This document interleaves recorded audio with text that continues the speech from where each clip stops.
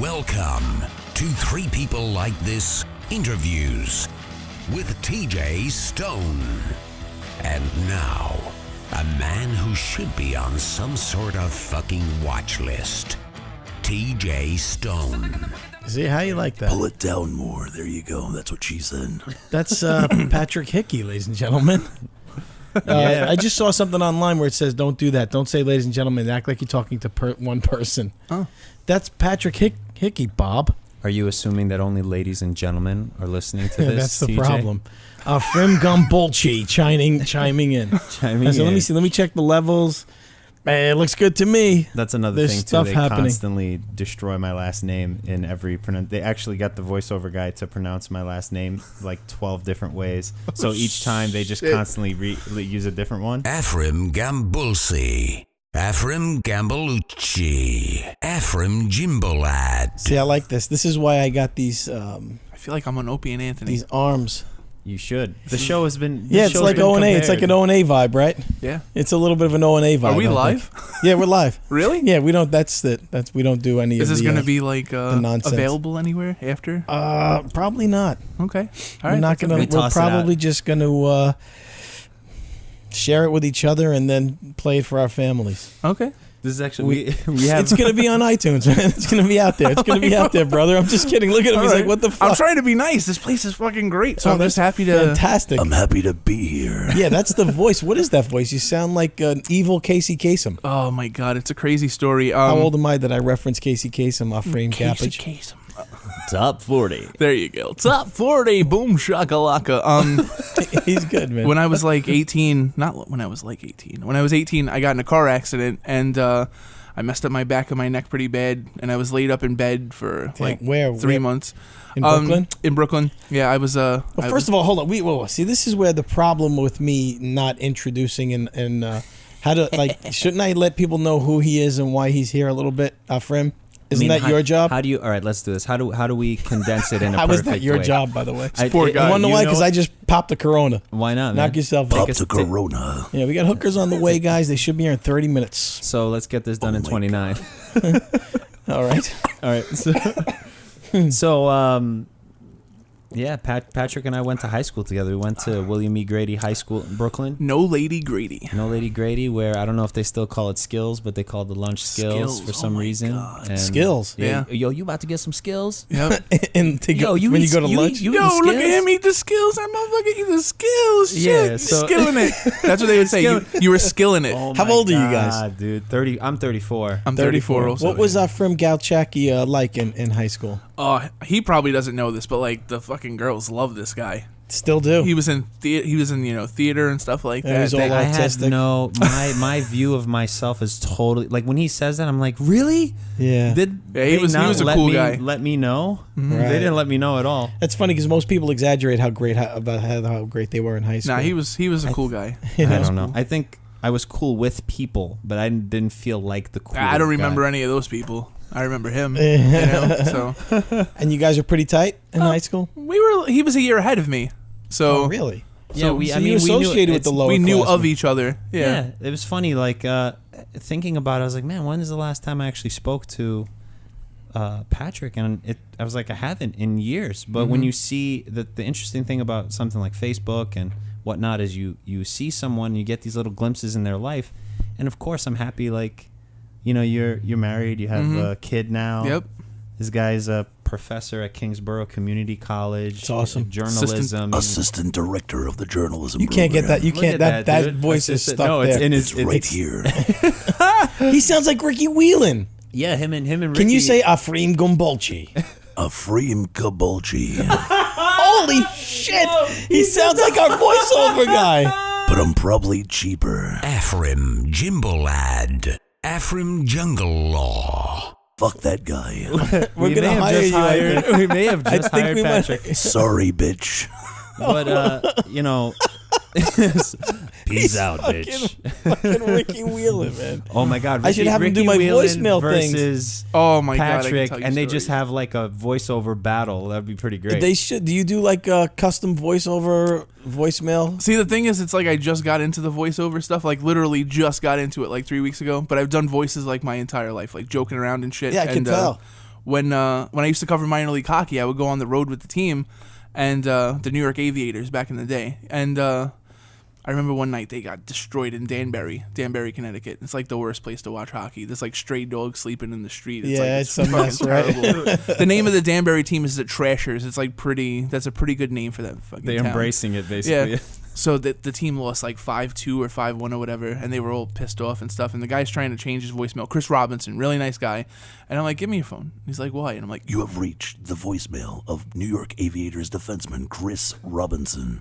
Leave a message or I'll cross-check you in the fucking head. I love you. the whole place, the whole bus was like, holy shit. Like, I changed the whole mood of the entire You bus. are gonna do voiceovers for us before you leave, if you can. Yeah, that's fine. I mean, I should play some for him, but Oh my god. That's how, I mean, the voiceover opportunity I how just do you got. get your voice that deep, man? I'll tell. I mean, if you guys reached- want, I'll tell you the story. Yeah. Well, first of all, Yeah. go ahead. Yeah. Listen, he's an associate. You're a professor at Kingsborough Community Yes. College. Yes. You wrote a book. I just finished my first book, The Minds Behind the Games, interviews with cult and classic video game developers. It's scheduled for publication in January. And I am the English language story editor and lead voiceover for The Padre, which is coming out in like February, like first quarter of 2018, from a Hungarian game developer, Shotgun with Glitters. How did you get involved in that? So what ended up happening was I found the game on Twitter. They had like a screenshot, and it looked awesome. It looked like Castlevania mixed with Minecraft. Right. So this guy's just like walking, and this tree like slaps him in the back of the head. Like the tree came alive. It was like some Wizard of Oz shit, you know? And I'm like, that's really cool.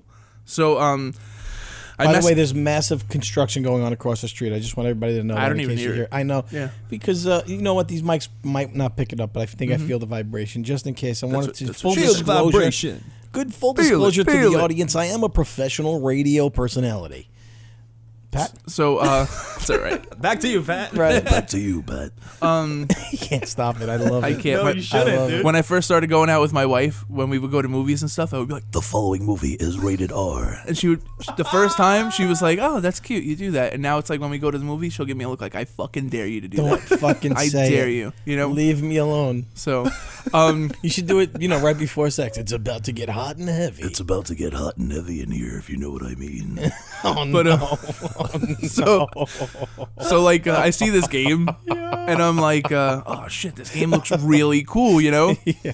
So I emailed the developers, and I'm like, let's do something. Let's do an interview. I'm editor-in-chief and founder of reviewfix.com. It's an entertainment website. It's like, it's 18 to 25-year-old guy stuff. Video games, music, comic books, and stuff like that. Pro So, wrestling. Pro wrestling. A lot of pro wrestling. That's my next book. That's, Yeah, I mean, you live in this neighborhood, and when you came here, you told me that this used to be a comic book store. yeah. This place that This we're place. in now. Yeah, around like 98. So this is your 97. world. I mean, you're making it. You're on your way to making Can a we living just- out of I'm trying. being a Can I- kid, being a teenage guy who's never grew up, which is basically what I am. You see the PlayStation behind you, Yeah, right? no, that's I awesome. snuck in a little division before you guys came. Hell Gotta yeah. just comment on the fact of how crazy that really is. Like, not to gloss over the fact that, like, when you were 17 or 18, you were in this place, probably in the same spot, looking at Yeah. like, it blows my mind right now thinking about that. There are so many moments in life that Oh, if yeah. you look back and think about that, you've manifested this life for yourself, man. And I, as a friend, just appreciate Thank seeing you. that. It's the same thing with you, man. Like, this fucking guy's working out on Instagram, and I'm like, I can't even walk around the block without getting tired. And this guy is freaking pumping, and he's always on his, what's it called, on interviews. Steroids? And, oh, yeah, that too. Oh, interviews. Yeah, yes. The juice. You could tell. Yeah. I mean, he's jacked. And he's getting parts, and he's doing his thing, you know? Unapologetic, being a good person. Yeah. Like, that shit goes a long way. And Yeah, and there's not a lot of people like that. I'm also, guys, pre-diabetic, drinking a beer, neglecting my duties as a father right now. So, But we're There's a lot of similarities. But we're in your space right now. man, doing- We're in his space. it's about to get hot and heavy. Close the windows. Lock the doors. Lock the doors. I just picture that guy on a daily basis saying the most mundane shit. Like, My students think it's hilarious. Like, honey, I can't find my keys. oh, man. Whenever I'm teaching, like, history or something, I'm like, yeah, like, back in the day, Back in the day. you know?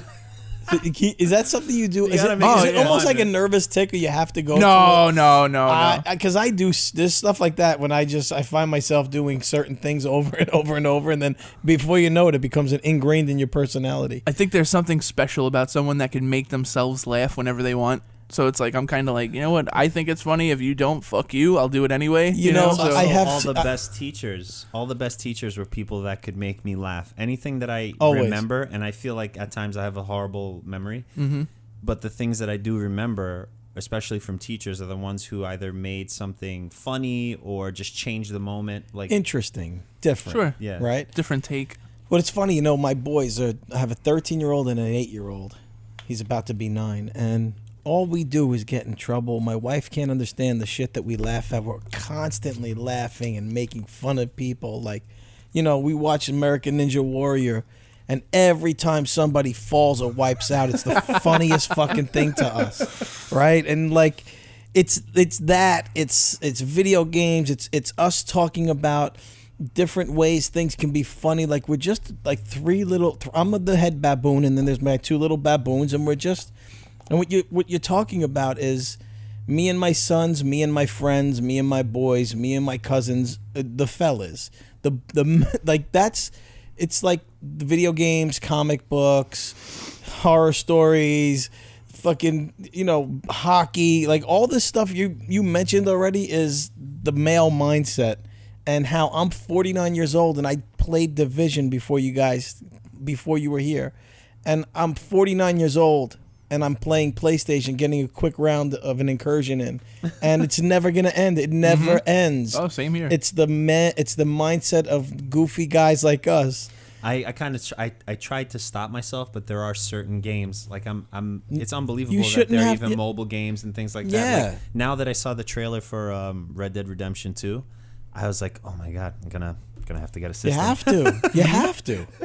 You have to. You know what it is too? I try to tell people that I work with, because they're like, "Oh, you're writing a book about video games? Oh my god, why?" And I'm like, 60 years ago. Who do you work with? Kim Kardashian? The girl who discovered wish. chopped cheese in the Bronx. Yeah, seriously. I'm like 60, 70 years ago, people were like, "Oh, I'm gonna write a book about, like, you know, film. Why would you do that? That's stupid." Blah blah blah. Oh, I'm gonna write a film. You hear me? I'm gonna write a book about Bob Dylan.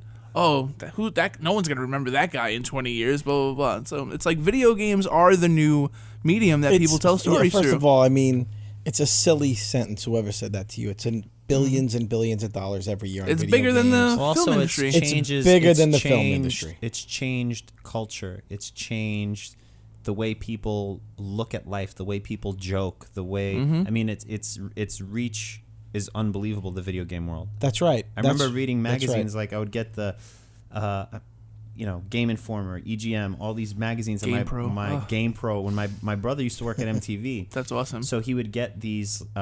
He would acquire these Acquired magazines. So he'd acquire the magazines and he'd bring them to me, and that's all I would read. I'd throw in my backpack when I'd go to school. I remember when like Gran Turismo first came out, and Yep. that was like, oh my god, everyone's going nuts about the graphics on that and stories. I mean, Listen, you happen to be at a table with a guy who played Pong, was a thing.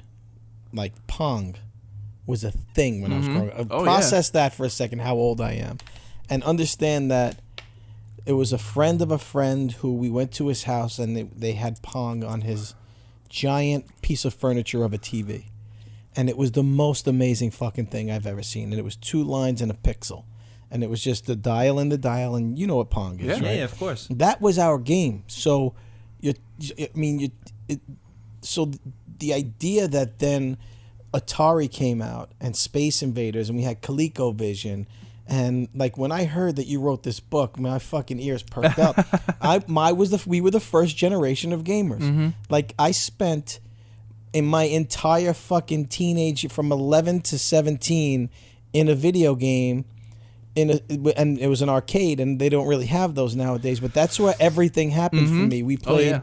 dude, Asteroids. I know you guys know what Oh, these yeah, are, but yeah, a lot yeah. of kids. I show my mean, sons, dude, they can't believe all- how horrible it is. All the memories of me and my dad when I was young are attached to El Dorado arcade and all that in Coney Island. Yeah. That's when the good game. You guys are Arcades 10 and all years that younger than me. More. I'm 15 years younger than me. So imagine the leap in the 15 years. Oh, yeah. You were always 15 years ahead of me, essentially. Yeah. Not ahead, but And like in as that far as technology. And in that pre-2000 cap, right, that's when a big jump happened in games because there was like, PlayStation 1 and all these like next generation systems at that time. Oh yeah, from the Super Nintendo and Genesis era to PlayStation and Sega Saturn, there's a huge change in technology. So how 16 did the jump to 32 to then 64? And then even yeah. PC games. I mean, if you have a great computer, you can make the game look as real as you want. So you say PC games when I feel like, listen, if at any point in time you want to hit me with a shovel and bury me in the backyard, I feel like a fucking ancient like Evil fossil. Video games for us, PC games were basically type in a Amiga. response. You type in a response and it gives you the thing. Do you want to open this door? Yes or no? Why? Enter. You see a spider. Oh shit, there's a spider in there. Not that you see a spider. It tells you in text. You see a spider. What do? You've died of dysentery. Yes, exactly. Yeah, that's the but you Oregon spent Trail. hours on that, Amazed. Oregon Trail for us, Yeah, Carmen San Diego. Yeah. I mean, I remember when Doom first came out, and I was like, this is insane. This is like literally, and Castle Wolfenstein. Those games scared the shit out of me. What is it? It's obvious then that the love of video games is what spawned the idea of you writing a book. I'd love to know how you start. What do? You wake up one day and go, all right, I'm going to write a book. Oh my And God. what's the first thing you do? I'm gonna get in so much trouble for telling this story, but I don't care. I'm just All gonna right. say it. So, You killed your wife and buried her in an undisclosed location. no, my wife's hot. I would never kill her. Oh, really? That'll beautiful. wear thin. That's my center. That'll wear thin. Yeah, I know it happens. My grandfather They're once all told hot. me that They're all hot. marry until they're someone not that you hot. can speak to because they all look like pickles at the end. That's what he said. Your grandfather said that? That's what he said to me. It's like marry someone that you can talk to because they're all gonna look like pickles. Then why should I marry anything, bro? Yeah. That should have been the answer. And my father used to tell me all the time, he's like, get married. I dare you. I dare you to get married. He's like, have kids. I fucking dare you. I dare you. And I'm like, all right. And I got married. He's like, I told you not to get married. But you sound like you have a beautiful, lovely wife. Oh, my wife's awesome. My wife is like that person that will tell you exactly what you need to hear, regardless of the situation. Oh, really? Yeah, she'll like look at you like, I'll be like, oh man, I just covered a Super Bowl for NBC. That's awesome. And she'll go, yo, like if they fire you tomorrow, like somebody else will just like take your place. Like I said, it sounds like a Thank wonderful you for the motivation. wonderful gal. She's great. No, she also known as a wife. Brutal honesty all the time. You say brutal honesty, I say wife. Yeah, she's great. Yeah. Best friend. Enough about her. Let's talk about video games. So what happened was I was at work and I wanted to pitch a new class in my program. Working at Kingsborough Community Yeah. College, you're a professor. I'm the assistant director of the journalism program. Okay, so what's specific? You an English teacher? Are you? I teach both, but I'm the assistant English and director of the journalism. journalism program. Okay. Yeah, so like I teach basic composition, intro to lit, but I also my bread and butter is basic journalism, advanced journalism, and magazine and feature writing. If you ever want me to come in and talk to these fucking guys, I'll let them know how you got to write shit. Absolutely, I'm good that'd at be that, awesome. bro. Bro, I got a fucking blog. Oh my god, that's great. I'm good, bro. So like I wanted to modernize the program, and we're starting to do it now. But at the time I was like, yo, we really need to do this, and the other people in my program were like, yeah, we don't really need to do this. Kingsborough Community College, ladies and gentlemen, for those not familiar, is in Brooklyn. So I was kind of like, I'm at the point where my wife is like 5 months pregnant, and before I would come home from work and my wife wouldn't come home for like another 2-3 hours. So it was great. I'd play games, I'd chill out, go take the dog for a nice walk. Isn't that awesome? It was fucking great. But now, like, she would come home from work and she'd be exhausted because she was pregnant, and we'd eat and then she'd go to bed early. Isn't that awesome? That was awesome too. But then I'm sitting around and I'm like, I already played games for like 3 hours. I already walked the dog. Like, what the fuck am I gonna do? Well, masturbate Well, yeah, that too. and then back to games. But I'm like, I could show you my calendar. I didn't want to be. You're an amateur, You're so bro. I'm funny. sorry. Oh my god. I'm 15 years old. If you're doing that, I don't want to look at your calendar. No, you'll see. There's a whole. As long as it's not actual pages that are stuck together. Yeah, we'll put a black No, light on it's it. It'll a be crunchy. Yeah. Well, I mean, I'm old, but I have a digital calendar. I don't really have an actual calendar. Nice, I'm a good. fucking ancient. We're going with the gag. Oh my god, it's so funny. Ladies So I'm and just gentlemen. like, you guys are terrible. Oh Yeah, my we're horrible God. human beings. You're not gonna share this with any of your friends and family. Of course I will. We didn't even get started yet. Good. All right, That's we didn't great. get to fisting yet. Oh my god. That usually pops up around minute 35. Wow. I haven't seen Patrick in like 15 years. Let's give it a little. Okay, you got it. That's all right. Okay. But the thing is, he's looking at me like, please, TJ, please. I didn't want to be one of those guys. This thing, I mean, like, you can't just jump into it. Exactly. Sorry, go ahead.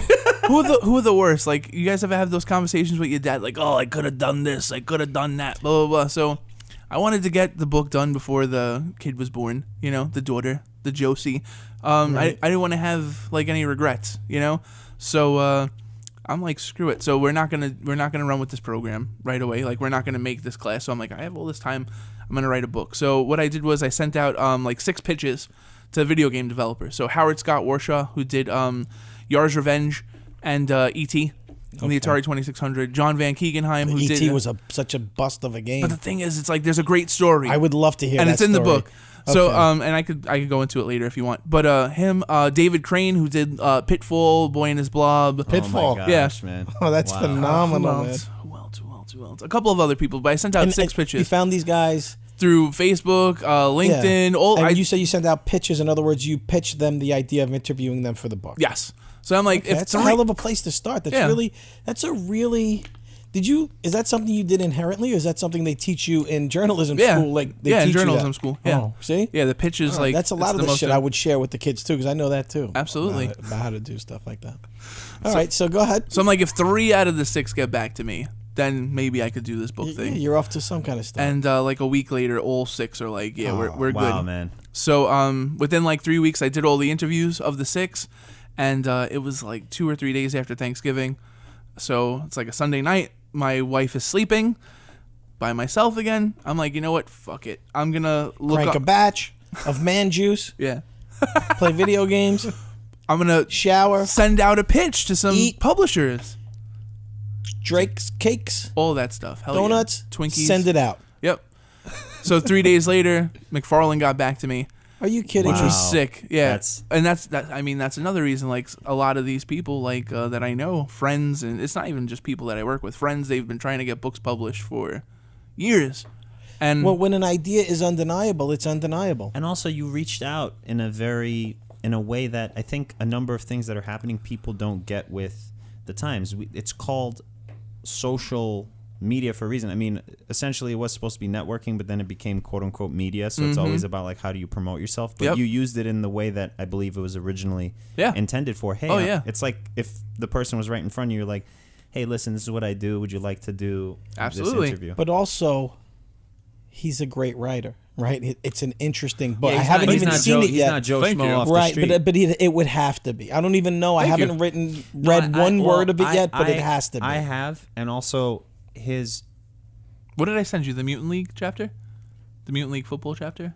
No, you didn't send me that. But the Oh, I'm stuff sorry. that I've seen you, the blogs and the pro wrestling stuff I've read personally, just aside you. from ever like even talking about Yeah, coming right. here to It the would studio. have to be. He's a great I'm writer, awful. isn't he? But I didn't send you a chapter. But then things that he does, like community building as well, which is a side note, like having these video game contests, and he has these kids come and play these games, and then they win, and they win these little like awards and Oh, stuff like that's that. So phenomenal, man. He's a good person in a way that I feel like when good people reach out, the byproduct is like, hey, Yeah. people, Oh, yeah. you're not, Joe Schmo off the That's street, pretty and then they cool. look at your website and they're That's like, another thing that I do. I run local video game tournaments and stuff I'll like get that, down. so. I'll beat The next everybody. tournament we're going to have is probably going to be can TJ compete against the Yeah. kids? Is there an age Oh range? my god, I could tell you a story, man. I made my 8-year-old nephew, I made him cry at a tournament. Good And I didn't man. do it on purpose. Good man. No, you have to. But he has to learn that he life was is his not easy. fucking dare you to try to play. He was playing one of my friends, and one of my friends was really good, who I ended up playing in the finals. What game was it? WWF No Mercy for Nintendo 64. Oh wow! My nephew is gangsta for an 8-year-old, man. He don't play games. He's almost beaten me several times. He's great, and he knows how to like dissect the game and stuff. Why that particular game? What? Because we got enough people. That's the Oh, thing. okay. Like if So we it can get depends enough on the people, pop. Like I almost expected you to say, Call of Duty or something, a team game, something like that. like you see. Street Fighter, Yeah. Smash Brothers, like But it stuff has to like be that. something that you can absolutely win or lose. It can't be a vague. Exactly. Like, it has to be like Madden or a competition game. So, all right. So my nephew, like before the matchup, he knows that the guy that he's playing against, who's another professor at Kingsborough, Jesus, is really good, and he's like, he's gonna let me win, right? And I go like this to my nephew. I stick my thumb up, and he's like, "Oh, all right, he's gonna let me win." And I just turn it upside down. Oh, you're a horrible Coliseum death. Yep. And my yep. I'm telling you, it was That's great. exactly right. It was great because my sacrifice your own nephew. When the man. king of the queen the sentences. So he crushed him. My buddy Eric, he's like, dude, nah, I can't do that. It was still Eric's choice though. And I'm He's like, still Eric, you got to do responsible. it. And he did it. And my nephew started crying. He was pissed off. And How did you feel? Great. It's life. Yeah, you're a horrible human being, but I like that about you. But now he's going to Great, become that's the life. master of. And now, I mean, he's great. I mean, for an 8-year-old, he hangs with some people that are the best part was the tournament was double elimination. So the next round, he was in a match with a 23-year-old, and he was like he's going like this to me, and I'm like, nah, man, you're on your own. Like, and he ended up beating the 23-year-old. And the best part, that may have gotten in his head, like Yes. thinking he was going to lose anyway, right? Yep. And he was great. And he goes, I go to him, I'm like, shake the guy's hand, like after after it's over. And he's like, I ain't shaking anybody's hand. I beat him. Blah blah blah blah. So now he's got a swagger and stuff. But it's so much better than Fuck that dude, man. Yeah, you lost, baby. You lost, man. Than having them walk around with this full sense of entitlement. Oh, I played the game, so I have to win. It's like, Good no, for you. no. That's a generation. My daughter's gonna be an ass kicker, man. She ain't gonna take no crap from anybody. You know? You gotta let them lose, man. Yeah, you gotta. You have to let them lose. So I'm going to bring the train back slightly. Sure. So after getting in touch with McFarlane and getting the okay and doing the interview and having now a series of interviews, you said you're home, wife's sleeping, and you just like decided you're going to start writing the book when she's sleeping, writing the book. But you have 36 the way I'm telling you, it was crazy. people. I have more than How many? 36. I have 36 games. It started out with 6 It started people. out with 6. I'm sorry. And now, so that was what I was going to ask you. The end product of the book wound up being 36 people. 36 interviewed? games, about 50 people. Wow. Oh, wow. Yeah. So what happened was I was originally envisioning a coffee table book. That's fucking great. And because what happened was I read Brett Weiss's 100 Greatest Console Games, 1977 to 1987. It's an awesome book. It's a great coffee table book. And Brett writes in this very concise, 2 paragraphs. This is everything about the game. And I ended up buying 25 of the games from the book. I had 60 of them. I ended up buying 25 more of them. And then I read that, and then I had the conversation with the people at my job, and I'm like, Brett's book is great. I love it. It's it's in my bathroom. It's been in every room in my house. I take it with me all over the place. And I'm like, I could write a book like that, but I have a very different writing style. I'm more of a feature writer. I like to interview people, You like to get to the narrative. Yeah, I don't want to, because I didn't want to just write sum ups of the game and stuff like that, even though Brett has some history in it. He's a great writer, but we're very different writers, Right. So I wanted mine to be kind of one of my buddies from Forbes, Brian Mazik. He's a really good writer. I sent him a couple of chapters, and he's like, each chapter is a 30 for 30 about the game. And I'm like, dude, can I use read that? quote Yes. and I thought that was I'm like, that's fantastic. awesome. And That he's is no an joke. incredible fucking compliment. I met him when I was in LA. NBC sent me to go cover SummerSlam in 2013, and he was there, and we were the only married guys there. All the other journalists were all single and jerking around and getting wasted, and me, him, and this other guy, Scott. I forgot what place he's at now. Operation Sports. He's another good writer, and we were the only married guys. So we went back to my room, and I had my Genesis with me, and we were playing NHL '94. That's hysterical. Nice. So That's hysterical. So he said that about the. I have to interject 1 second here, Go ahead. Ephraim. Go ahead.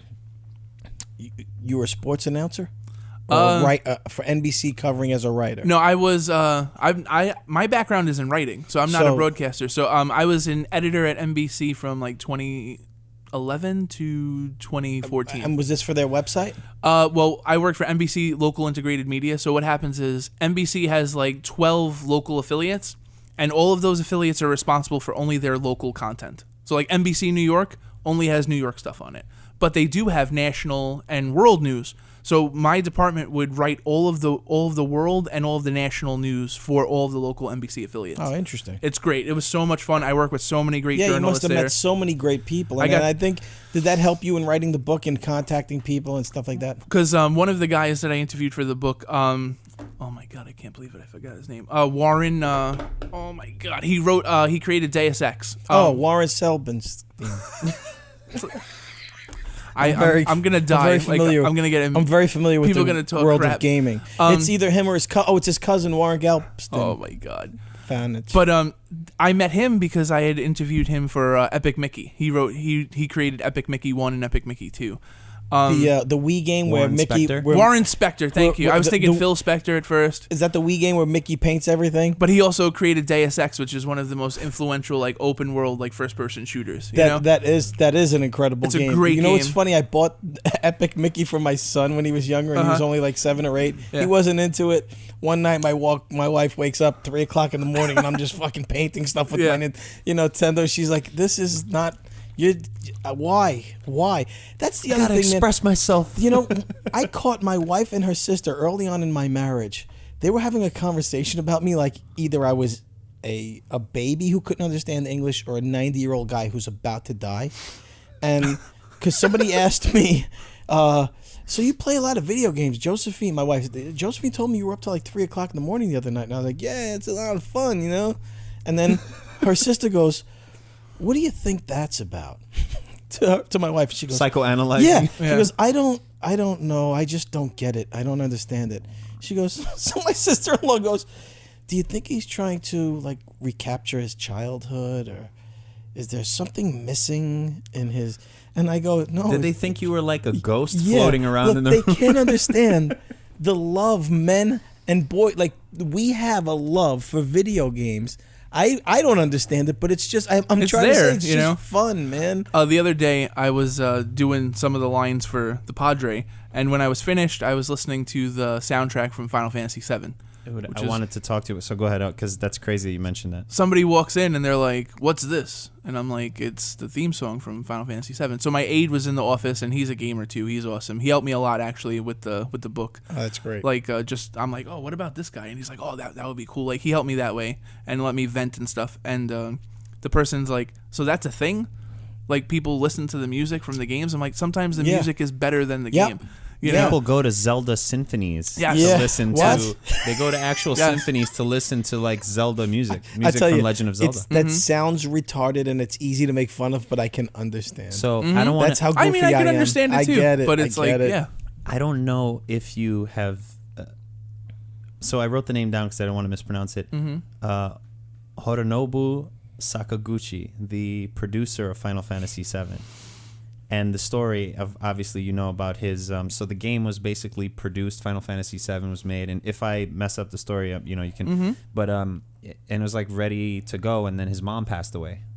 So then he canned the whole game and started from scratch because the experience of his mother dying made him want to create a game that had that element of heart and passion and loss in it. And at one point in the game, someone who's a main character is killed, like in the middle. Final Fantasy? In Final Fantasy VII. That's was probably the quintessential moment in video games of that time. Yep. It like changed the whole. That's when I it started cried. I becoming mean, I was an cinematic. emotional kid, Yeah, and it was a cried too. cutscene. This character gets killed. Sephiroth, basically, he's like the main bad guy. He's got long blonde hair. He's a fucking badass. And he's got this big, like, scythe looking sword. And he comes down from, like, the heavens, basically. And he just goes right through this girl, Aerith, and or Aerith if you're Japanese and stuff. And the thing is, like, she's probably of the purest heart, you know? And there's a point in the game where you can either go on the date with, like, Tifa, who's, like, kind of like the Lara Croft hot chick, or like the really super nice. She's like Mandy Moore in like A Walk to Remember. You know?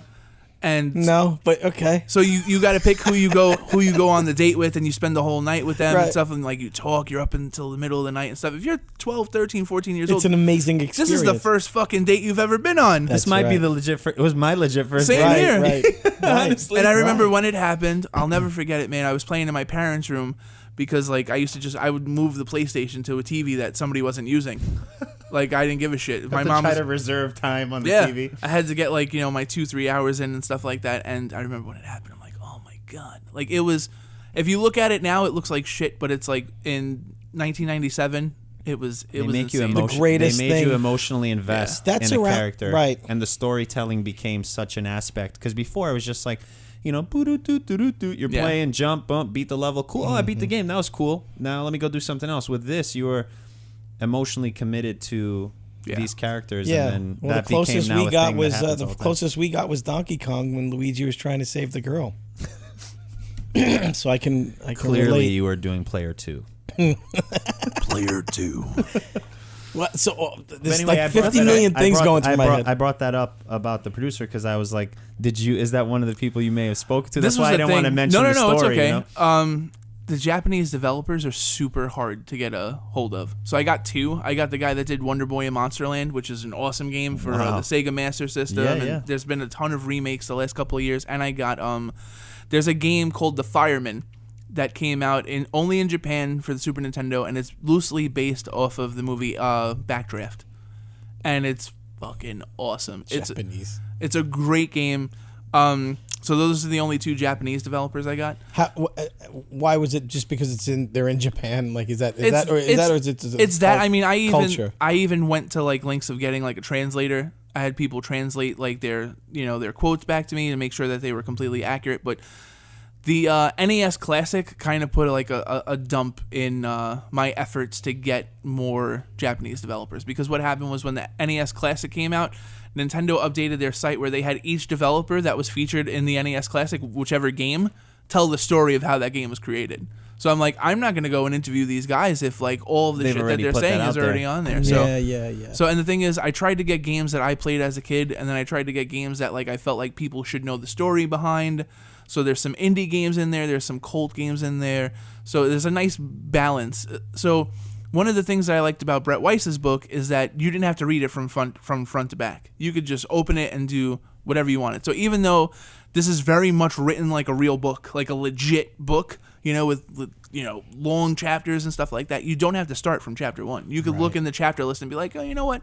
I like Mutant League Football, but I think I'm going to read about, let's see, and pick something else. You don't have to start from the first chapter. Did what was the moment when you said, "Oh man, I got something"? Like, obviously, when those 6 guys got back to you in 1 week, but going forward, I guess when you spoke to when the publisher got back to you, that must have been earth-shattering. Oh yeah, that was great, because it's like I have a habit of sounding like a dick when I say things. I don't think so. Like people, yet. oh, you sound like a dick, man. No, like, man. It's like I didn't think it. Used to I don't think Brooklyn. so, man. I don't think so.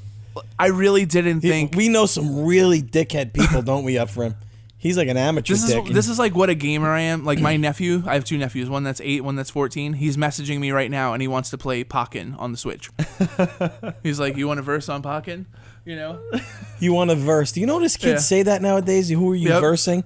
Oh man. I tell them it's not a word. You can't verse somebody.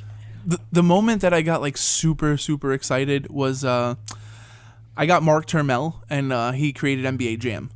So that was huge, man. Literally my jam when I was a little kid. So I got Is it the shoes? yeah. Oh my NBA god. Jam was one of those console arcade games, right? It made $1 billion in its first year in the arcade. Arcade.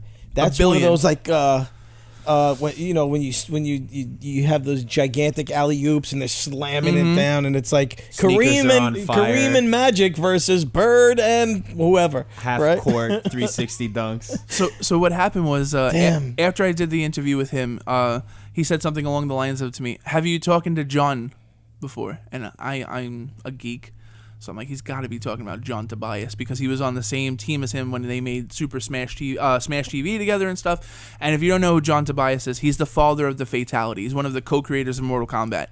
And I'm like, well, I sent him an email and he never got back to me. He's like, try this email, he'll get back to you. So I'm like, holy shit. So now I got Mortal Kombat and NBA Jam. Wow. So that was like the moment where everything started to like Did you come together. do your interviews in person? Some were in person. Most of them were email and over the phone and Skype and stuff like that. So what do you because do? they're You all send over them the yeah, they're all over the page. So do you send them a list of questions and a list of questions, and then they would answer it, and then I would send them more questions. Yeah. And then I would say, "Oh, can I talk to you on the phone?" Like I tried to sap the marrow out of like their, sure. But did anything surprise you about these guys? Was there anything surprising? The thing is, it's like there's not like there wasn't one asshole in the entire bunch. Like these guys, Sounds like they were great. they were all good. super cool, willing to talk. I was supposed to have 37 people, but one of them didn't get back to me. Alan McNeil, he did Berserk on the Atari, Shit, Berserk. and man. in the arcade, 2 people actually died playing that. What? Yeah. How do you die playing Berserk? Heart attacks. What? If you get to like the 10th or 11th level of Berserk, it gets pretty fucking crazy. So for people that haven't played Wait a minute. Are we talking about Berserk where the guy, it's like all pixelated and you have to shoot the thing and you have to time it? Yes, and you can't touch the walls because and you can't get touch the electrocuted. walls. So if you get to so people had 2 people died playing Berserk? Yep. Well, they're What? probably at that time that the human mind hadn't even digested the fact that these things existed. So they're taking it so seriously. Yeah, Are they Well, they like those people who just like died because they stopped eating? Basically. So, but the thing is too, it's 1981. But Berserk was like the hottest game in the arcade before Plus, Pac-Man. cocaine was around Yeah, back then. cocaine's a hell of a drug. Yeah, you know? they were probably on cocaine playing Berserk. That makes sense to me. 1981. Oh my god. So this is the thing too. It's 1981, and Berserk is one of the first games ever to have real voices in it. So if you guys have ever watched Battlestar Galactica, like by your command, like that kind of stuff, Yes. when you're walking around, the robots are like human spotted. So it's like it's a creepy fucking No, game, it's man. intruder alert. Yeah, intruder alert. You know, like stuff like that. So To someone who's never that's never heard that. now. If your kids play, this is fucking stupid. You know, That sucks. You But- suck. Everything sucks. So When I played the Beatles for them, they hate me. My sons are so fucked in the head. Like, this whole generation is so fucked. yeah, music sucks. Yeah, I'm playing Led Zeppelin for them, and they're like, this is garbage, get it off. It's like Everything that comes episode in of its South time, Park. man. You know, when What? you get old enough. You guys ever see that episode of South Park? But I can't wait to play to watch South Park with my sons, man. It's great. It's the greatest show in the history of life. There's an episode where like Stan, they find out that Stan is a cynical asshole. He's been diagnosed as a cynical asshole, and whatever he listens to sounds like shit. So it's like I feel like when we get to a certain age, like, and we hear certain music, it sounds like shit to us because we've been around so long that now we're cynical Yeah. assholes. That's you know? us. Yeah, the So- new stuff is hard to digest. All right, so back to the fucking book, man. Back to the fucking book. Let's get back to the fucking book. I can't go that deep; it hurts my soul. So the publishing company, do you have an agent or a manager? Like, Well, see, this is the thing how too. do you negotiate? They basically, it was my first book, so there really was no negotiating. It's like, this is like what we could offer you. And I looked over the contract, and then I talked to a couple of other people that I knew had gotten, published, and they were like, that's pretty like straightforward. It's a boilerplate. Yeah, but like what ended up happening was they gave me the rate gets better the more books I sell. So it's like I talked to a bunch of people and they're like, this book could sell this, and I'm like, all right, so I'm not really making this. I'm kind of making this. So it's like it's a good first deal, Yeah, and you want to get out of the gate and you want to get yourself established. Exactly. What's funny is it seems like you almost unintentionally wrote your own textbook for a course that might come in the future. That would be That's awesome. right. That They're would going to be be teaching that in college. See, that's the thing though too. I would never want to be that professor. No, but- buy my book. Blah, blah, No, I blah. know, but But you know it what's could funny? be. It seems like it just happened. Like that would be. I mean, if that class existed and that book existed, I would be the type of student to be like, I'm that's taking awesome. that class. Thank you. They the book actually joined like a collection, studies in gaming for McFarlane, and the guy that's like editing the collection, he said that my book would be a fantastic primary source for any video game historian. So this is the thing too. That's great. That like rocked my socks, man. That was like that is was really amazing. incredible. The thing is, a lot of video game books that come out, oh man, I'm gonna be hated. I'm gonna be like the freaking.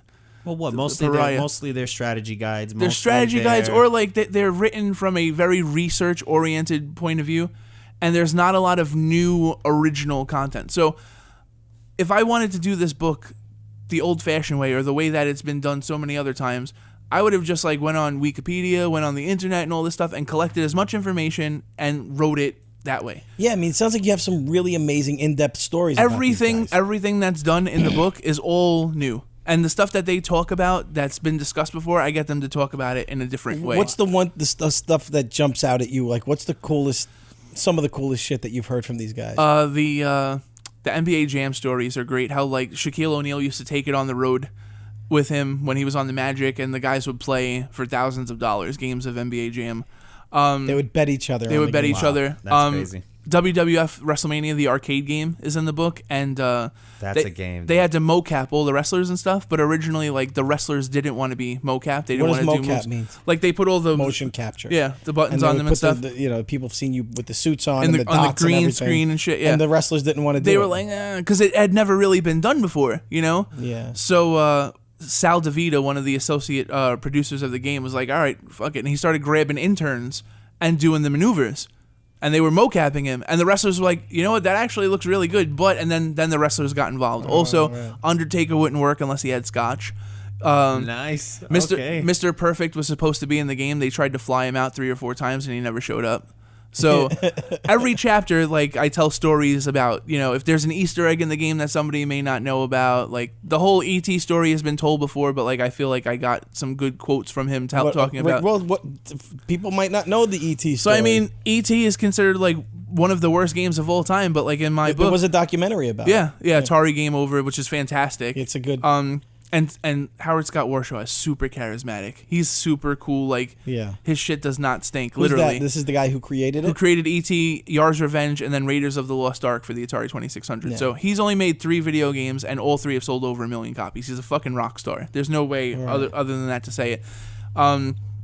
So what happened was E.T. is getting ready to, like, hit theaters and stuff like that, and Atari pays, like, a ridiculous amount of money, like $22 million for the license for E.T. So, and I mean, by today's standards, that's like $71 million. Is that really what they paid? $22 million back then? In 1982 for just for the license.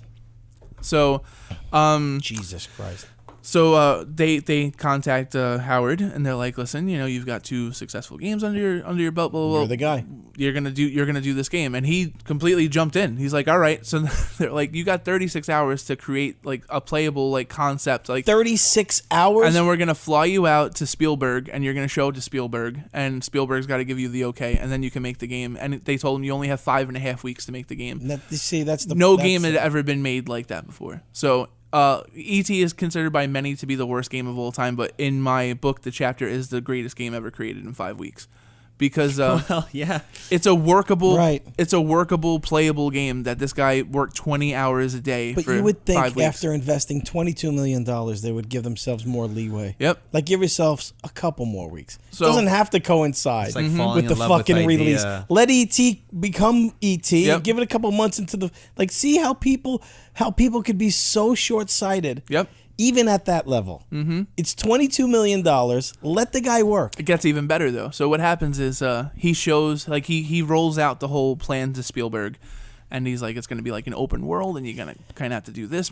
E.T. is like one of the first like open world like platform games. You know, randomly generated levels. Like, it's a pretty advanced game for the Atari 2600, and the Atari 2600 made most of its money off of shitty arcade ports.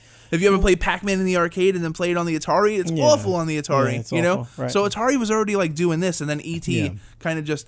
So what happened is he tells all this to Spielberg. Spielberg's playing it, like listening to him and stuff, and he's like, can't you just make something that plays like Pac-Man?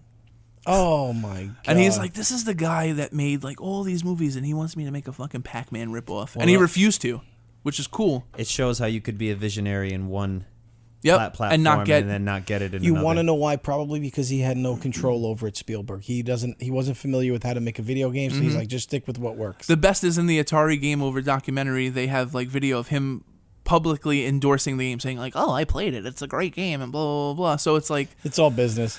Yeah. So that's another cool story. Is that the idea behind E.T. was going to be an open world game, and that's why you got lost in like you go up, left, right, and you go down? So what was it? There was just nothing to accomplish. The problem with what E.T. was the problem? is it had no time to be play tested. It had no time to be fine tuned. So if you talk to Howard Scott Warshaw, he says that like every game needs to be play tested, and if you come up with an idea and you're like, this is what the game is going to be, the game is going to be A. If it ends up being exactly A, you've created a complete piece of shit. Like, it has to be A, and then you go, oh, you know what? That's a good idea. Oh, let's fix that. Da da da. Yeah. All of his other games, he had the opportunity to do those things. Tweaks That's for bugs and all types of Raiders things. of the Lost Ark is probably one of the best movie-based games of the Atari era, and Yar's Revenge is one of the most imaginative shooters of the Atari era. Both of those games were play-tested for months before they were released. You know, and it's amazing how they wrote. Like, I guess I would imagine they start out with a storyboard, right? And then you have programmers. But back then, programmers weren't working with the most powerful computers, so you would have to.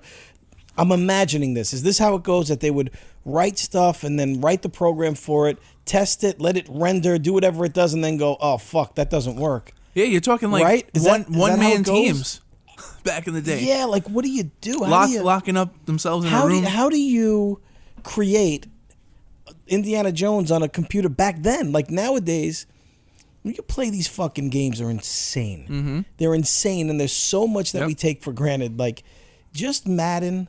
Well, Madden I despise, by the way. I despise that whole, this new thing, well, it's not so new, but, you have to buy coins to get cards. It's like a fucking constant hit to the wallet. They they're stealing from children, basically. Yeah. I despise it so much. And then the kids buy them because they don't want to play the game to earn them. They don't want to play, and the game makes it impossible for you to earn. You'd have to play like here's what they do, Ephraim. They go, okay, you can get the Randy Moss card, and you get Randy Moss, and it's like he's 79 overall. But if you want the 85 overall, you have to complete 659,000 challenges.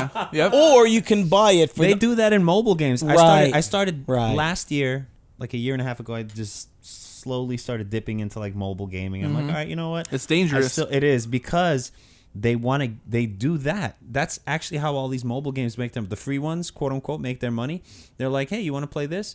Oh, this level's difficult, huh? Maybe you need this specific hammer to crush this really hard candy. $3.99. Yeah, here, $24 or whatever. Listen, right. So that's how they get you, and people literally are spending hundreds upon hundreds of dollars where you could buy a console and a game and sit be done in your, with it. sit in your home. And, Yep. But now even these gaming systems, they have all these like microtransactions. yes, It's that's disgusting. how they make their It's money. now. disgusting, right? I agree. Thousands and thousands of dollars. My friend's son spent $5,800 last year on Madden without him knowing it. Oh, I'd beat the crap out of Every him. I mean, I wouldn't do anything. I wouldn't every touch, I wouldn't dollar, touch him.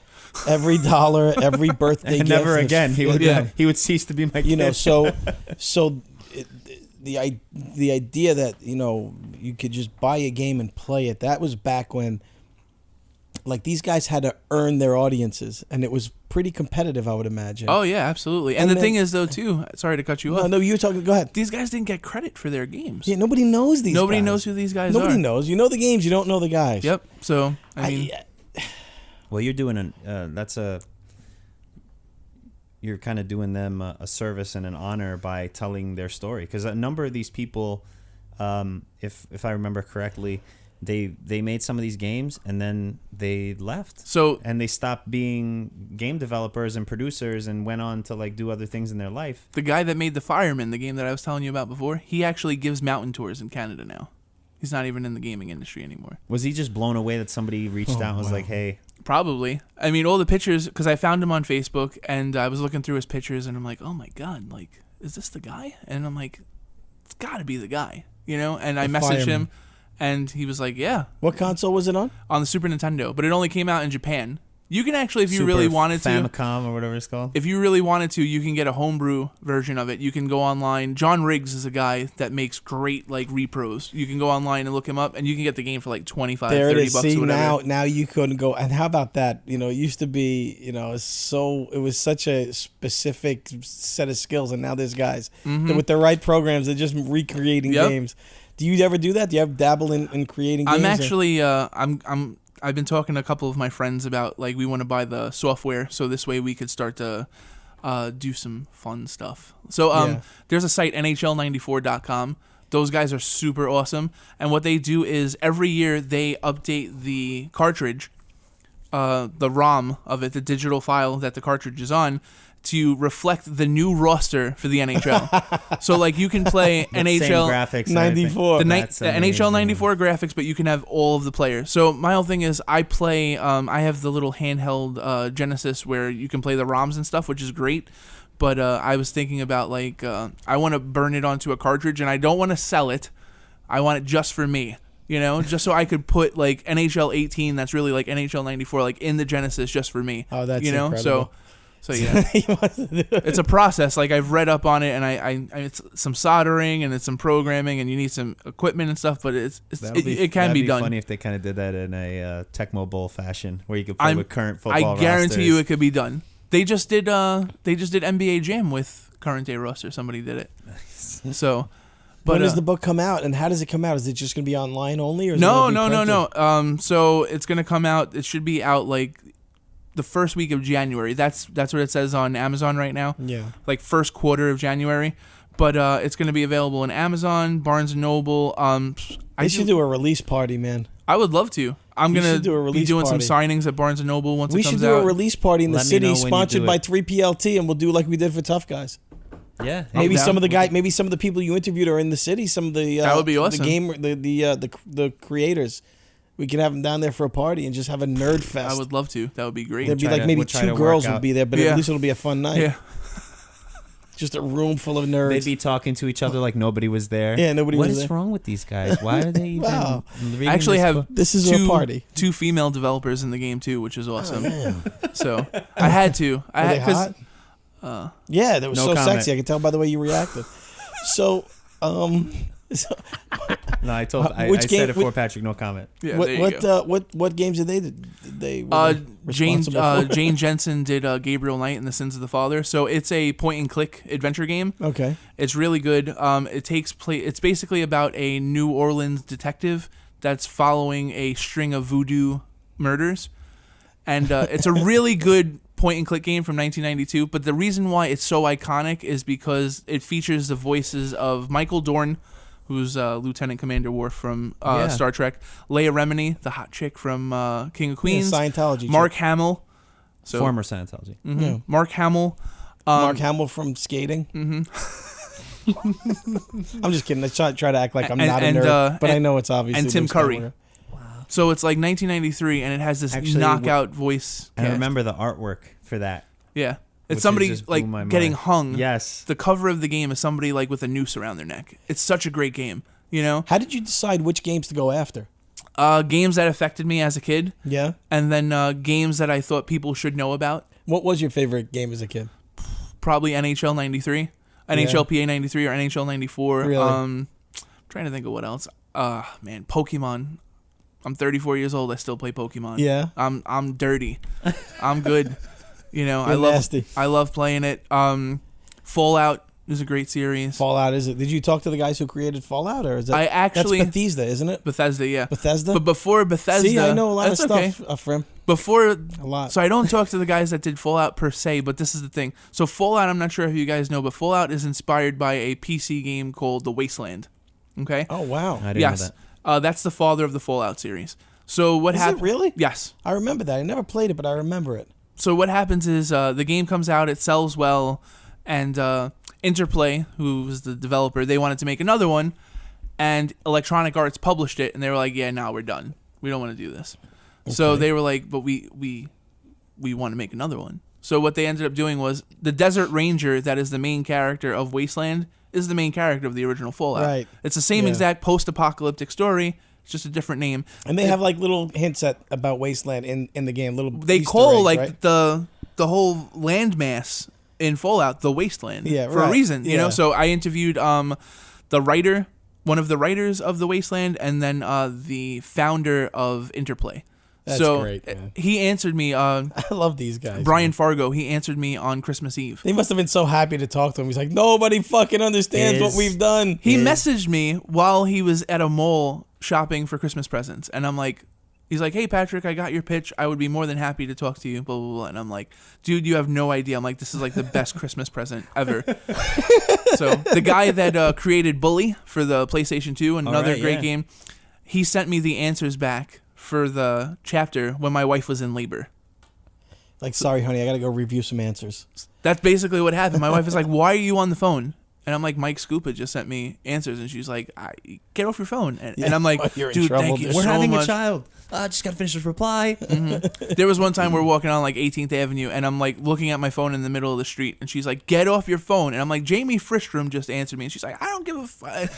She's like, "Who's Jamie Fristrom?" I'm like, "He created Spider-Man and Spider-Man 2 for the PlayStation 2." I'm like, "Those are like two of the greatest fucking games, man." And she's like, "I don't care." Is anyone involved from Zombies Ate My Neighbors? I tried. Because I tried. I didn't even know that I sent existed. out so many pitches. I sent out like easily 200. I didn't send you the full chapter list? I don't know. I don't know if you did. Yeah, I think I did. But Mutant League Football. I know it was there. I remember seeing because you've been putting on. Well, yeah, that's nuts. Because I remember you posting on Instagram the like titles kind of versus each other. Yeah. And who's gonna win? Oh yeah, we're having like an ongoing. It's gonna take like a month to finish a tournament to crown the best game in the book. So every day there's a different matchup, and people can vote on which one to which one's a better game. Who's on the leaderboard right now? Right now, Mortal Kombat. Mortal Kombat. Mortal Kombat's like probably going to be in the finals now. It's probably going to be because the last round that Mortal Kombat was in, it beat NBA Jam, and I was super pissed.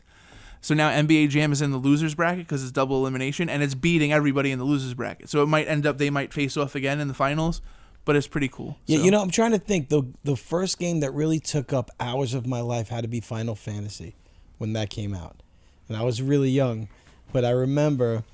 That was like, would you say that's one of the first like real open world, like the real first, like what's the first one? Well, that was probably the first really popular one, but Final Fantasy was a game when you played it, you just step out into a world and go looking for stuff, and then these things would randomly appear and you'd have to fight them. The crazy thing too is no, maybe Zelda was. Zelda probably was. Zelda's more of an action RPG, and then like Final Fantasy VII is what people call a turn-based RPG because the enemies take turns attacking. Right. But the thing is, it's like those games existed in Japan 4 or 5 years before they ever hit the United States. They were always ahead of us. Are they still ahead of us? No, they're not now. But the reason why is because the Japanese didn't think Americans wanted to read when they played games. That's why those games. That's why those games. They didn't think Americans would get them. Crazy. You know, they're like, it's true. Nah, Americans won't get this. They don't want to think. Final Fantasy, the first Final Fantasy that came out on the NES wasn't that big of a hit. You know, yeah, right? It was, but it wasn't nearly as big. It was a much bigger hit in Japan. You know, so. Yeah, it's that, and I'm trying to think of the ones like the first. Like, what were the games that opened up your eyes to like, all right, I'm going to be here for hours. This is going to be. The original RBI baseball. Wow. I used to pretend to be sick. So because you could do a season. Because you could do a season. Right. It had it was the first baseball game that I ever played that had real players. So I'm like, oh my God, like Lenny Dykstra, Mookie Wilson, Keith Hernandez, Mattingly, Randolph. Like, yeah. I'm like, this is great. Legend of Zelda.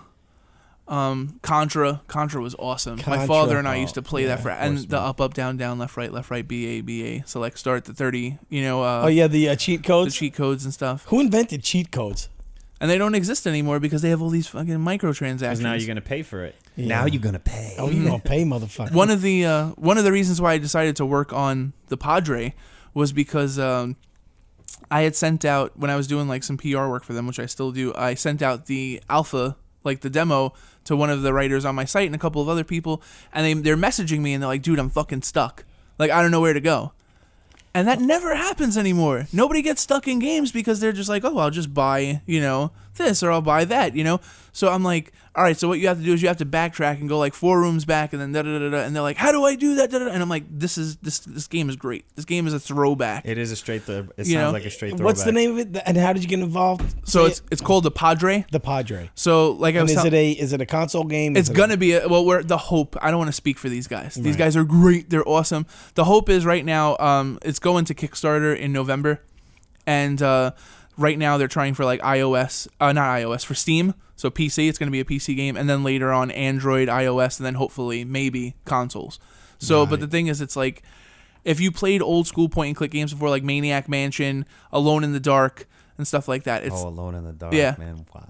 So, and there's odes to like Zelda in there. I just did a video on their YouTube today where there's a part in the game where you go into like this balcony and there's a guy smoking cigarettes. And if you attack him, he blows your brains out.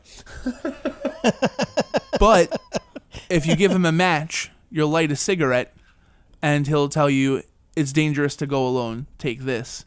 and it gives you a pistol, and it changes the game dramatically because now you can start shooting zombies and start shooting people. So if you're a piece of crap and you want to attack, you're gonna get your brains blown out. Yep. But it's dangerous out there. Take this. That's from Zelda. Of course. So how did you? Yeah. So how do you become the voice of the Padre, man? it's so sick how it happened because it's like. By the way, he's the voice of the fucking Padre. Yeah. I saw the game on Twitter. I was like, it's awesome. I told them, like, let's do an interview for my site. We do the interview. They're like, do you want to try the alpha, the demo?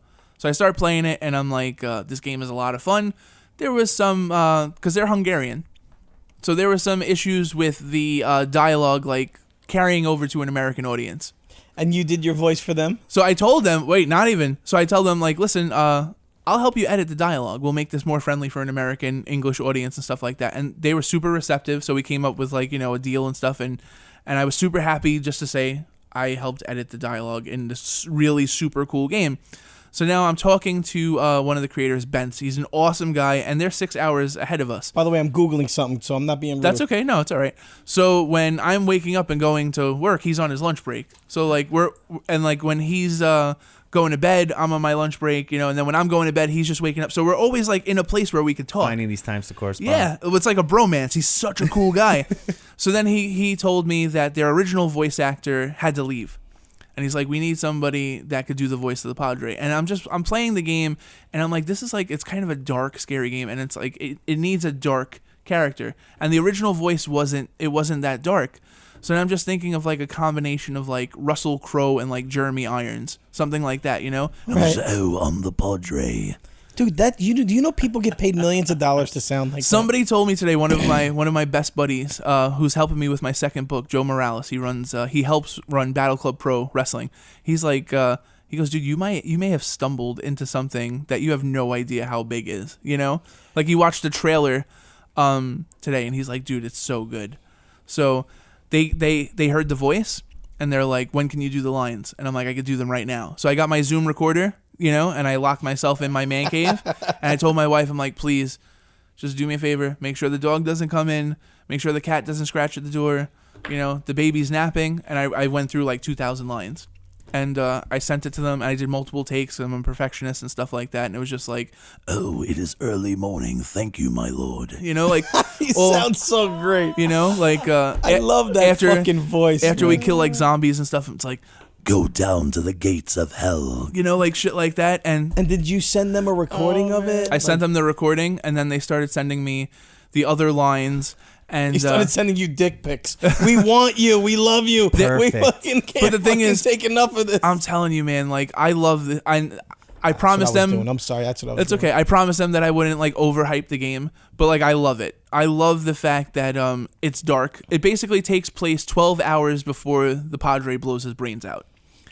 And he is looking for a cardinal, a Benedict. Yeah, Cardinal Benedict. Yeah, who is looking for the well of eternal youth, and he has to go to this mansion and find out like what the story is. How come this other priest just like disappeared? Can we throw in a little audio of the trailer on here? Yeah, sure. All right. Sure. Let's see if we can.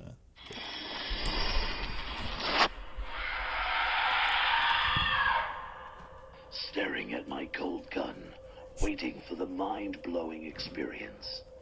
As a priest, it is the greatest sin, yet inevitable.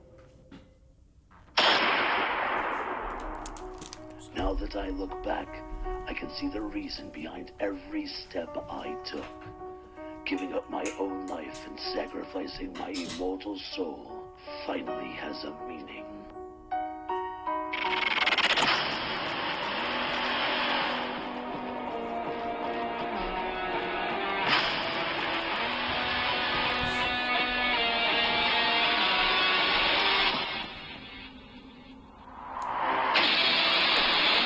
The music is awesome too. It's unreal, dude. I love it. As I'm looking at the screen right now, it's just this throwback of so many things. It's like I said, Alone in the Dark. There's Resident Evil. There's some Devil May Cry, Yes. Maniac Mansion. It's so much fun to play. It's cool to see you get into a game like this after you know about so many games.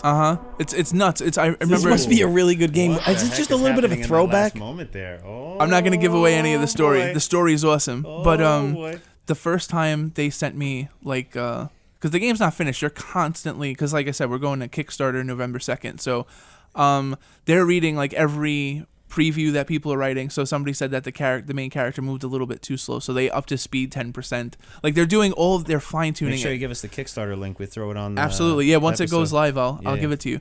But I remember the first 5 minutes of the game, you're basically getting your suitcase and you're getting ready to go out like on the road. And then after that is like the first cutscene. And I remember the first time I watched the cutscene, I'm like, Jesus Christ, I'm in a video game. This is crazy. Yeah, it must be amazing to hear your own voice. It's nuts, and it's like I was telling you guys before. You're the Padre, man. This voice, the movie voice. What happened was when I got hit by a car, I was home and I used to listen to Opie and Anthony all the time, and they had Pablo Francisco on, and I love him. He's a great comedian. And he would be like, In a world, one man who sold tortillas. like he would do that shit. And I remember trying to practice, like trying to find like where it was on the throat, and I'm like, In a world, oh shit, it's right there. In a world. In You a know? world. and Dude, I have to Now play you you got some me Ricky wanting to Whelan practice. stuff. Yeah, go ahead. We have a guy who does our voiceovers. And Ricky Whelan. yeah, he can do that, but he's a guy who can do. We use him for this specific this voice, but he's a guy who can do all of the voices. Oh, like nice. he can do everything. He can do Irish voices, English. Nice. He can do everything. But this is who you're reminding me of right now, because whenever I try to imitate him, I choke on my own. Like the noise is too hard for me to imitate. Listen to him. Welcome to Three People Like This Interviews. Welcome to Three People Like This Interviews. We use it for the bumpers and stuff. To Three People Like This Interviews. Just hang on. I want you to hear him say our friend's name a bunch of times. Welcome to Three People Like This Interviews. Can you do that? Interview show. Can you do that real? Interview. Welcome to Three People Like This Interviews. Three People Like This Interviews. With TJ Stone. see the bass like gets women pregnant. Yeah, because it just It's rumbles. right They're just the ovaries just drop when you say it. Oh no! Hey, stop that! You're violating me vocally. You ready? Show. I want you to hear him say our friend's name. Interviews. Interview show. He does it different ways. Interviews. He's so great. Afrim Gambulsi. Afram Afrim Galpumsi. Gambalucci. Holy shit. He'll say it and then you say it. Ready? Hold on. Let's do it. Let's do a little Ricky. Interviews. Interviews. Afrim Gambulsi. Afram Gambulsi. Afrim Gambalucci. Afram Gambalbochi. Afrim Jimbolad. Afram Jimbalad. Sounds like a disease. Afrim Jimbolad. Afram Jimbalad. Jungle Afram Jimbal Algebra. Afrim Jungle Law. Afram Jungle Law. Afrim John Belushi. Afram John fucking Belushi. Afrim John Belushi. Afram John Belushi. Afrim Goan Duguji. What he just said. Afrim Goan Duguji. Sounds like a sex position. Did you hear? I got her. Googe. What? Jesus Christ. Afrim Goan That's enough of this, man. Oh my god. That's so bizarre. So, The dueling Don't voiceover die. guys. Dude, the dueling voiceover Oh, guys, man. You just made TJ's night. you were almost dying. You couldn't even look me in the face. Dude. Another cool part is like I'm great. reading over all of the dialogue, and these guys are super cool. They love pop culture and stuff. So they're like, what games did you play as a kid? What influenced you? They're like, because we want you to have fun. They want you to put a couple of lines in there. So I hope I'm not talking out of turn. I hope they don't get mad at me. They'll be fine. But I was like, I love Luke Cage. Have you guys watched Luke Cage? Oh, on, yeah. So Jesus Christmas is like one of his lines, you know?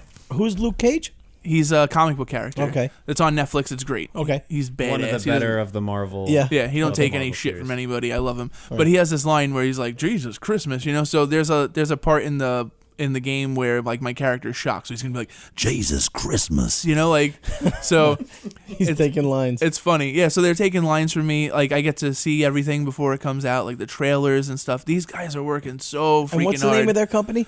Shotgun with Glitters. Shotgun with Glitters. And have they done other games before? Oh, yeah, they've done other stuff before, but this is like their first like really big release. Right. And they're young. They're in their 30s. This is like, they all have full-time jobs and stuff, and they do this when they get home. Like, they're just like us. We all have our side hustle, and we're all... So, and there's so much polish in this game, you know? Is there a is there a company behind them, or is this just these guys? No, it's just like, these guys, man. That's the reason why I was so attracted to them, because I love self-starters. Can they add the Resident Evil Barry Burton take this? That would be awesome. What's that? Is that from the first Resident Evil? From which is like that's the game that I spent untold hours. Yeah, me too, man. Trying to figure out like if Some there of was, those could you actually open this door and you wouldn't know. You know, Yeah. Don't open that door. During the trailer, like the trailer for the Kickstarter, like I'm saying, like This game has been affected. This game is influenced by such games as Maniac Mansion, The Wasteland, Resident Evil. you know, and like so it's like you know, so this is like the team at Shotgun with Glitters is 7 guys, and they're all super talented. They're all like busting You would their have ass, to be. but they all love video games and they love pop culture. So it's like That's great, man. I feel like I should be over there Yeah, instead but it's of here. cool as you know? hell to do. But you know what? Look, man, they're leading the way. Like this is going to be now. You know, I think your natural path is going to be. It seems to me like the next step is going to be in developing and voiceovers. Now that you're voiceovering. That's not. Those aren't words. that I just Providing said. now voice that over- you're I don't know. voicing over. Now that you're Now voicing that you're over. voicing overing. Do you think about getting, you know, your voice into different games? Is it going to be maybe a fucking profession for you? I mean, it's eventually? something that like I've always wanted to do. I'm also doing for Battle Club Pro, the wrestling promotion that I'm working with, that they're helping me with my second book. So my second book is basically about like wrestlers, emotional and physical, the ramifications of spending a lifetime in wrestling. So I'm going to interview like a ton of wrestlers and stuff, and they're helping me because every month or two they have a show and they have like an older guy and they have young guys. So there's like a whole crop of people that I could speak to for the book. It's great. They let me go to their shows. I sit right next to the commentary team during the show and write up reviews and stuff. It's great. Where is this? What shows do you go to? Their next show is in New Jersey, and they're going to have the Kingdom there. They're basically former 6-man tag champs in Ring of Honor, so it's going to be an awesome card. The last card that they had was I believe it was in August, and they had British Strong Style there. You know, so, I've never got into wrestling, man. It's great. You would think that I'm such a video game head that one would go hand in hand with the other, but I never understood it. I respect it. I find the interest of because of training in the martial arts and understanding the history of catch wrestling and how it's actually closely intertwined with the practice of jiu-jitsu. Yeah, it's really hard. What they do is really hard, right? And how, you know, the catch wrestlers would do these like open matches and say, hey, if anyone could beat me. A lot of the moves that they use then are now translated in many ways into pro wrestling. Absolutely. The first Boston Crab submission was actually happened in MMA. It's crazy. Oh, really? Yeah, just recently. It was a real Boston Someone Crab? actually tapped to it, yeah. That's awesome. If you do it right, it's fucking Hell yeah. devastating, man. It's the Boston Crab. Yep. But those guys get hurt, man. They Hell put yeah. their bodies You can't on fake the gravity, line. No, you know? can't, yeah, you can't fuck with gravity. So the That's thing right. is, they're letting me do the trailer for their next show, so they're working on it right now. But it's something like I'm like, On November 4th, Battle Club Pro heads to New Jersey. you know, it's like, dude, he's got the greatest fucking voice. It's like Don LaFontaine, so, but but that's my guy, man. Like, you know, I used to listen to him all the time, so I feel bad because it sounds a lot like his voice, but I mean, it is what it is, man. You can do it. Nobody can do it. I can't do that. You know, so that's insane. It's so there's a hard to lot do. of like little opportunities. It's not like he can complain about it. Yeah, it's true. My wife tells me all the time. She's like, "You're a college he's professor. dead. Don't forget that you're a college professor." And I will never forget. But No, like, you're gonna be a. but big, I want to do you're gonna other be stuff a big too. baby till the day you die, brother. And you could be a teacher, God willing. And do all a that human stuff. being at the Yeah. same time. You don't have to like lock yourself off just Absolutely. because you're in that. Yep. And I you're in that never role. will. I think I connect more with my students because of that. You know, so It's- yeah. Well, quick question. I fucking mean, great. going to Grady in high school. They didn't have journalism. no. So No. what were you studying when you were there? I studied automotive, which I basically only know how to like jack up a car and change a tire. I was like George Costanza, like I was telling everybody I wanted to be an architect, so I did technical drawing. I hated it. I ended up, because like you had to do you had to have like your shop major, Yeah. So I ended up, the last year that I was there, they were telling me that I wasn't going to graduate on time, so I had to do something else because like I just didn't want to do that. So they put me on stage crew, and that's how I used to watch you at the...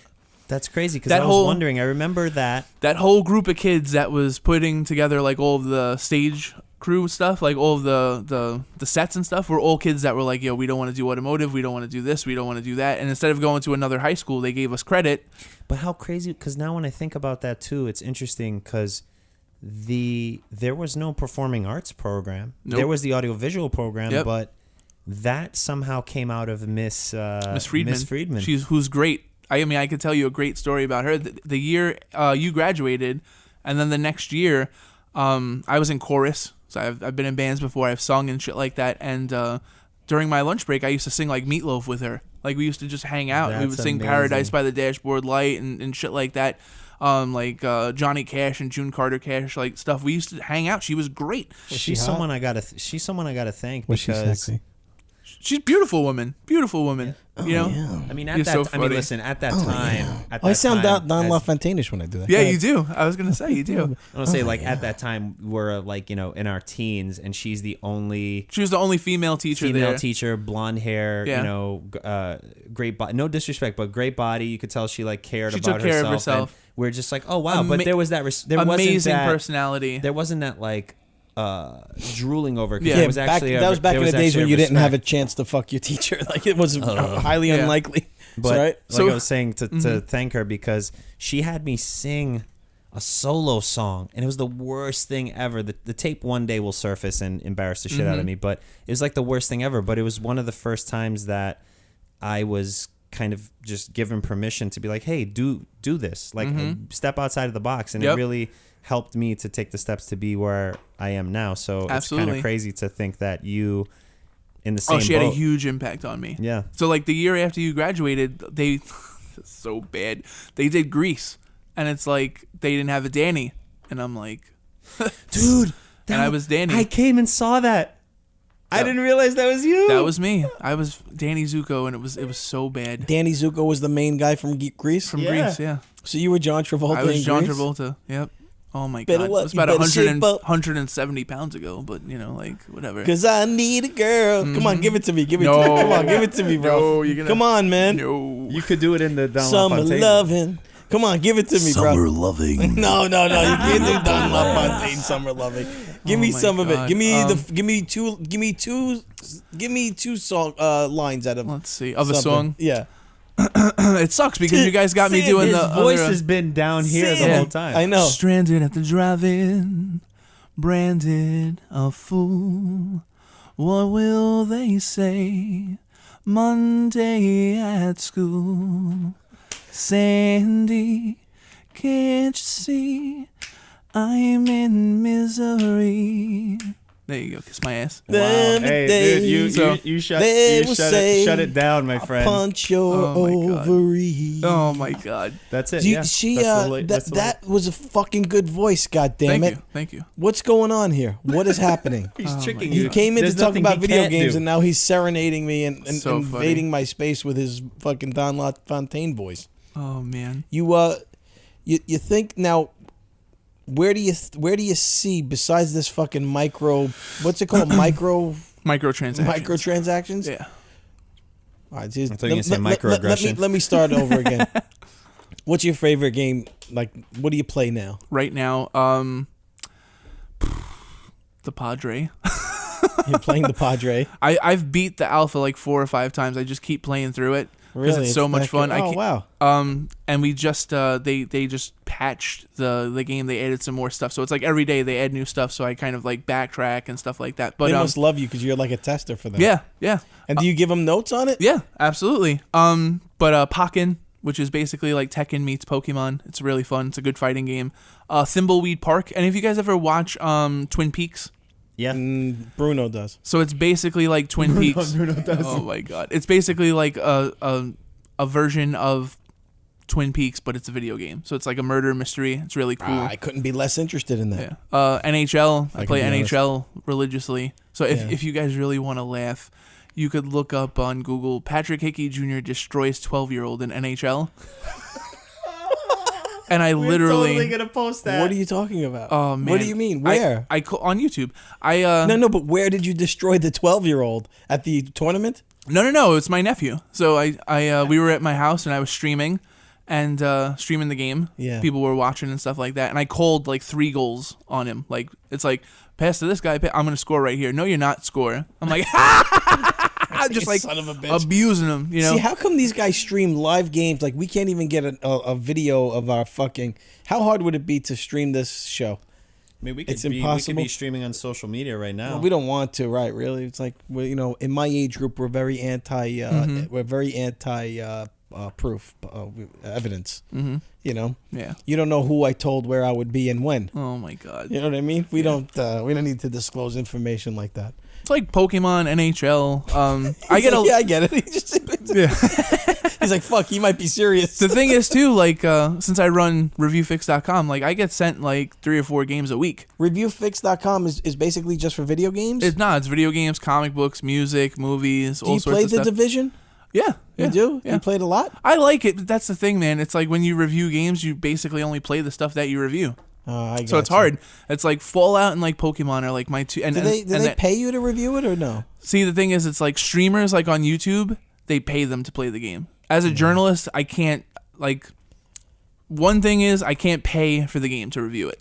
It's unethical to review a game that you've paid for. Yep. And then it's unethical to accept money to write the review. You're a You journalist. chose a bad profession. Yeah. This is These streamers, this is man. what I try to tell my sons, those kids, there's a whole world of people that play games and other kids watch them play games on YouTube. I That's hate all it. my sons do. Yeah. Is watch these guys. So my son will so here's the caveat to the microtransgressions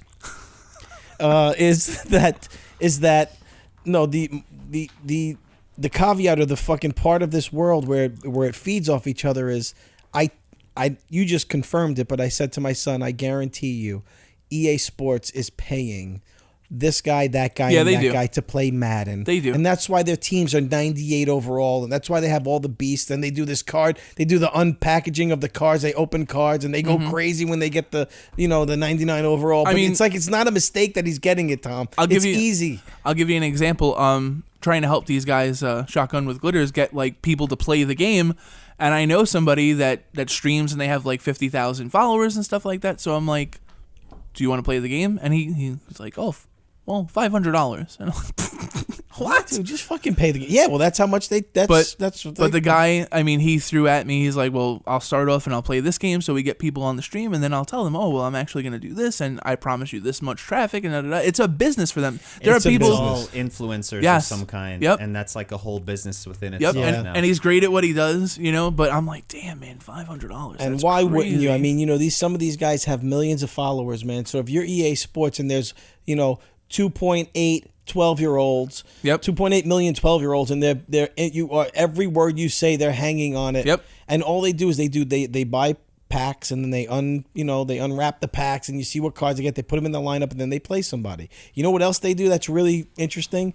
They have kids send them in their top 10 plays of the week, and they review them online. And number 10, this is coming in from Afrim Geblaki, and he gets the kickoff here at the 30. Oh my God, look at that juke! And he could go all the way. And you go, oh, he just said my name, and then you tell your friends, and it's just a fucking business. It's sickening to me. Don't people on Twitch have like subscriptions? Where people like, hey, $5 a month, and you can watch me. You can watch all my videos and stuff. It's basically like supporting the one controller culture. I remember going to a friend's house, they only had one controller, so I was like, all right, I'll just watch you play basically. Right now. Should I cut the wires here and just pack it in? Because we're never going to be the guys with 50 million listeners. Well, these guys have people paying $5 a month to watch them play video games, and we're pouring our heart and souls into this shit, and well, we got some traction. I've had conversations with people before where they're like, oh, because like Review Fix, we post like anywhere from 5 to 7 articles a day, and like 3 or 4 of them are mine. And they're like, oh, well, you could get so much more traffic if you paid for this. And I'm like, I'm not going to pay for traffic. What do you do? How do you pay for traffic? What do you mean? But it has to be the right traffic, the people that you want. It's crazy, though. So they're like, oh, organically, you get like anywhere from 5,000 to 10,000 like uniques a day. That's great. But if you paid this But are much, they engaged? Yeah. Are they engaged? I don't. Well, the people that come to me, yeah. But like, if you pay for it, yeah. if you pay for it, how? Like we started out, we were on SoundCloud, right? And we were talking about this before. And on SoundCloud, we went from like immediately we had like 5,000 listens, and then 10,000, then 50, then 70, then like 180,000 listens per episode. But I don't know how legitimate it was, man. You know, and so because what happens is there's companies. First of all, you could buy listens on SoundCloud. Sure. We don't buy listens, but what happens is one of the kids explained this to me, a younger kid. He's like, he's a DJ, and he goes, no, you got caught up in. He goes, first of all, you guys are getting legitimate listens, like it's legitimate. Yeah. But what happens is there's a bunch of radio shows and podcasts out there. He goes, you got caught up in a farm. There's overseas farms where they have these programs that just refresh the pages. Yep. He said, so he showed me where. He's like, dude, you probably have about 30, 40,000 real listeners.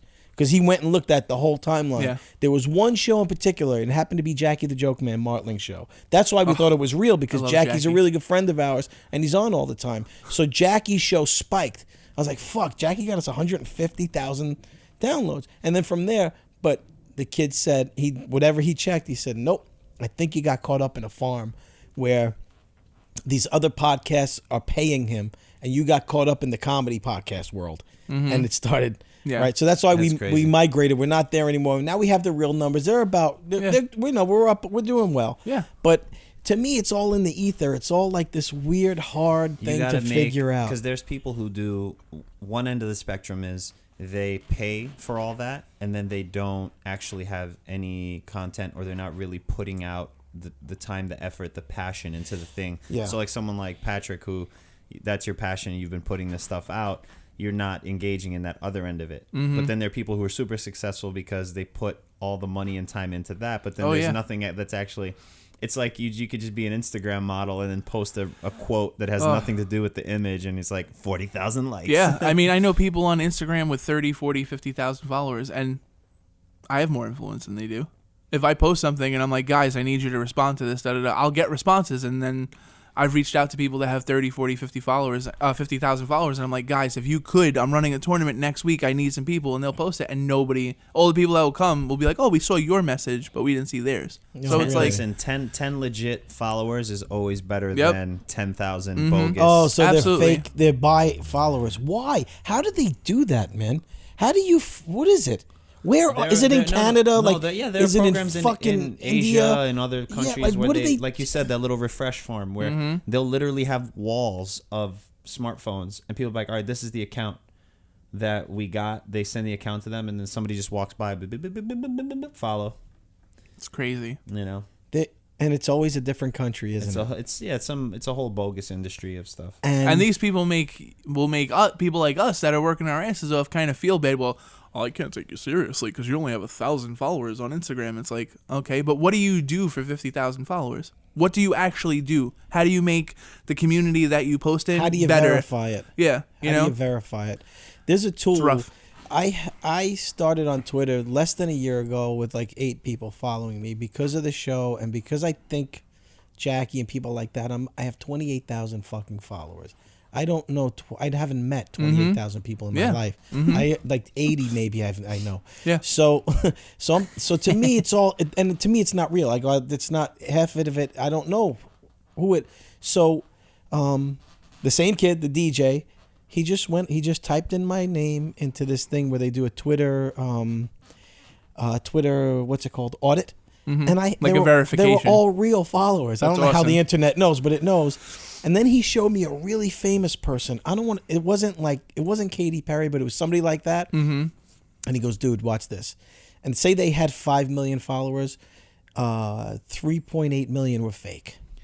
There's a lot of how do they know it's conflated fake? Numbers. Yeah, like you see what I mean? So, you know, and just the nature of Twitter in and of itself, anything over 1,000 followers or people that you're following, and like if you follow, like if 1,000 people start saying shit, you're never going to be able to keep up with it. Yeah. So it's a weird fucking world that we live in when you know for a fact you can buy it and fake it, but at the same time they base real business decisions on it. Nothing, right? Nothing compares to genuine.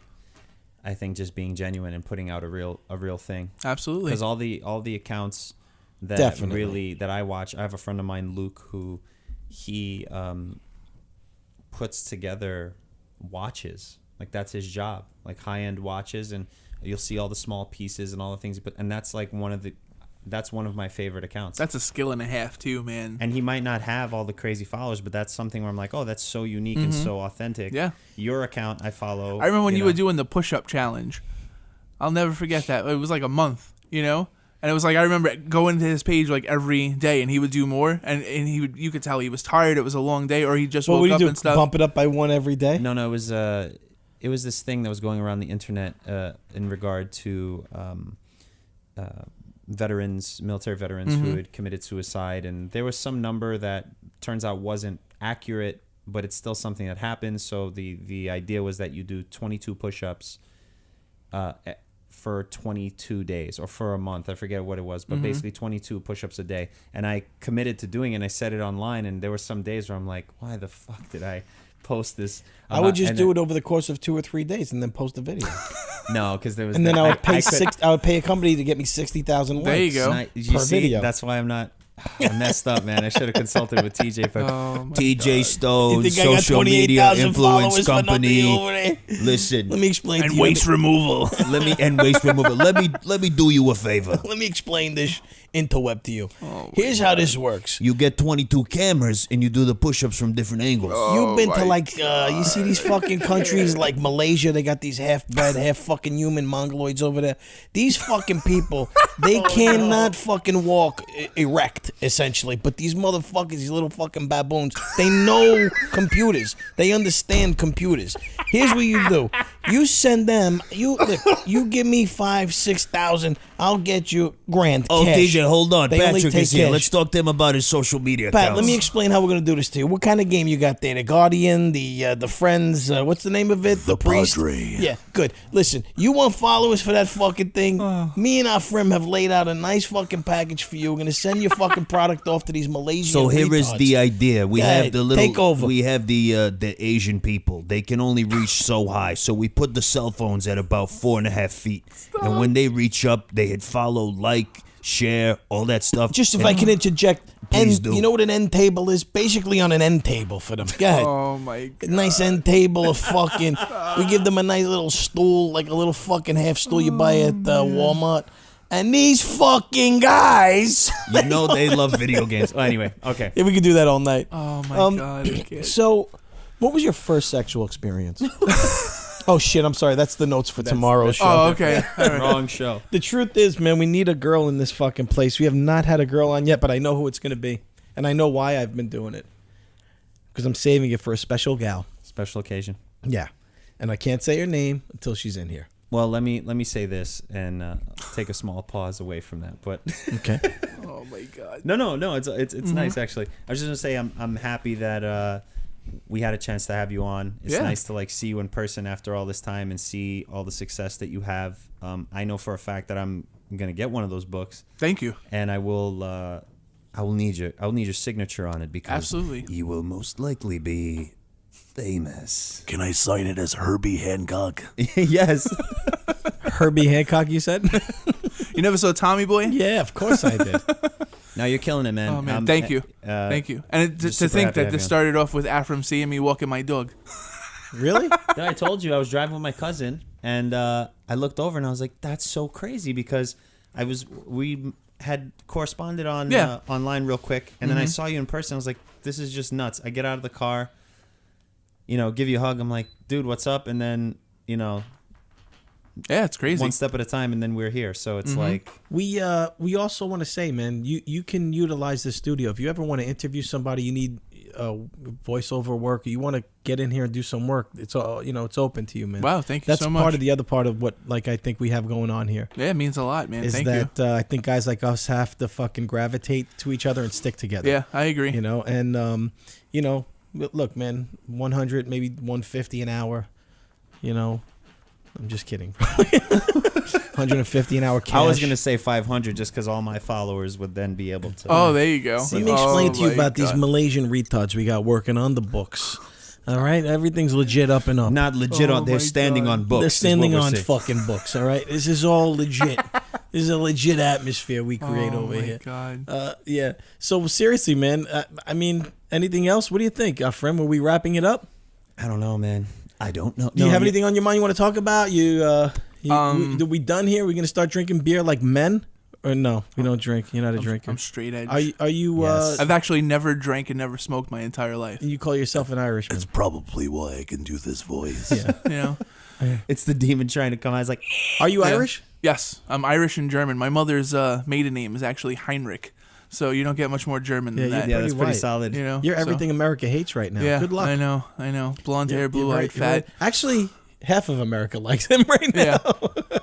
Or at least the did I- electoral college likes me. Is that the electoral college likes you?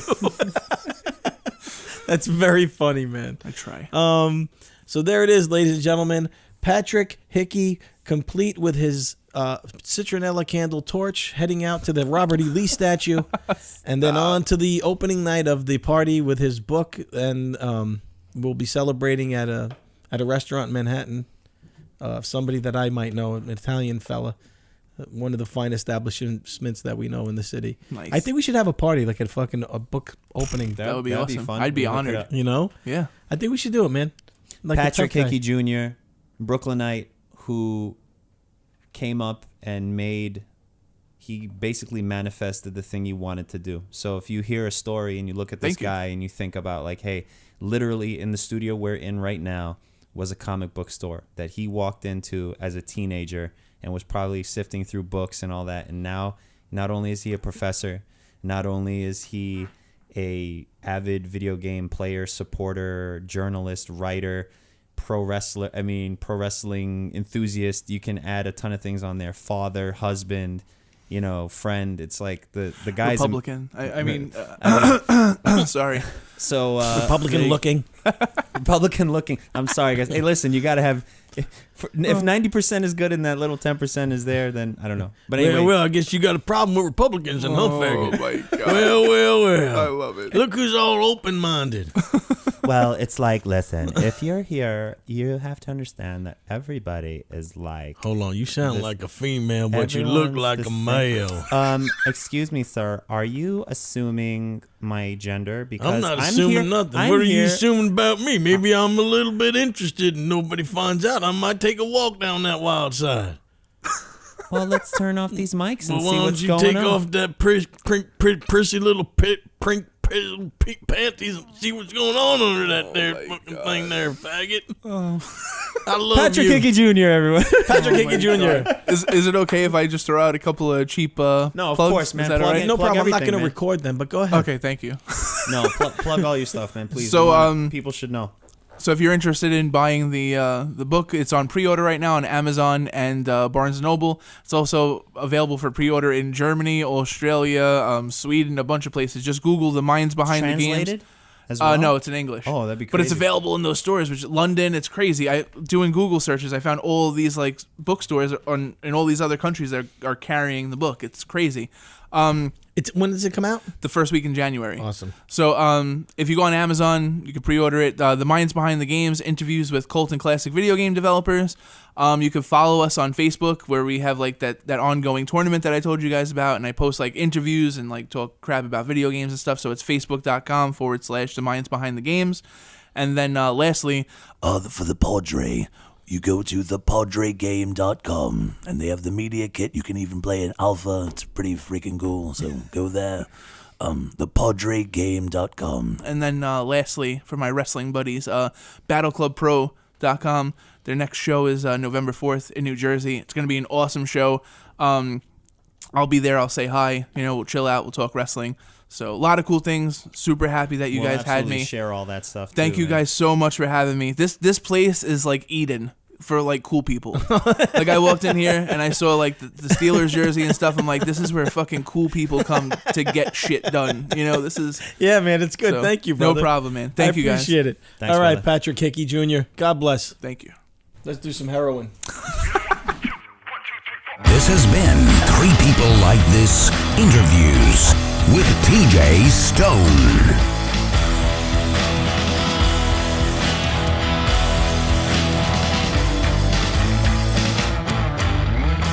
Said they're gonna bring it down on some liquors and nothing you be listening, huh? Said that I'm a movie star, said to drive me a big old car. Got a house one near one box. If you see me, believe me, I'm about to make you look on tall. Yeah. Well, hold up. Said you need to get a hold of your pride. Said I've been the bottom of it, so you need to get a hold of yourself. Yeah. Well, you see me, believe me, I'm about to make you look on tall. Yeah. But the one thing they always talking about, yeah, the one thing they always know, they always turn to me. They always turn at me. They always turn at me. They always turn at me. They always turn at me.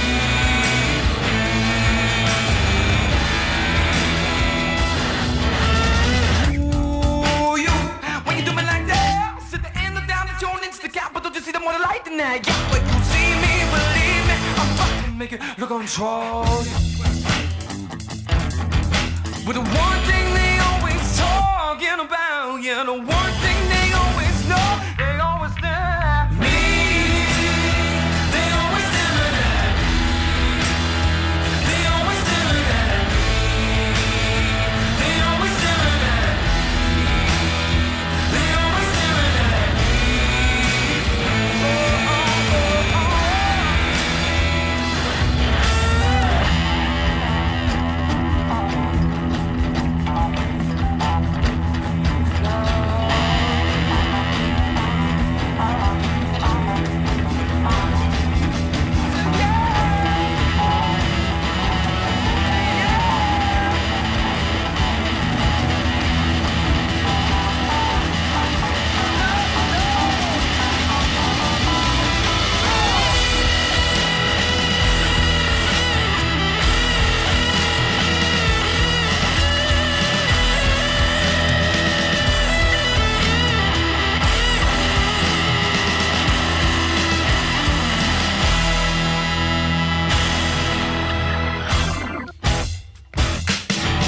Well, time moves too slow for me to hold on, so I got to move it along. Hey, time moves too slow for me to hold on, so I got to move it along. Time moving too slow for me to move it. Time is moving too slow for me to move it. Time moves too slow for me to hold on, so I got to move it along. Oh yeah, oh yeah. Oh, alright. Oh yeah, no, no.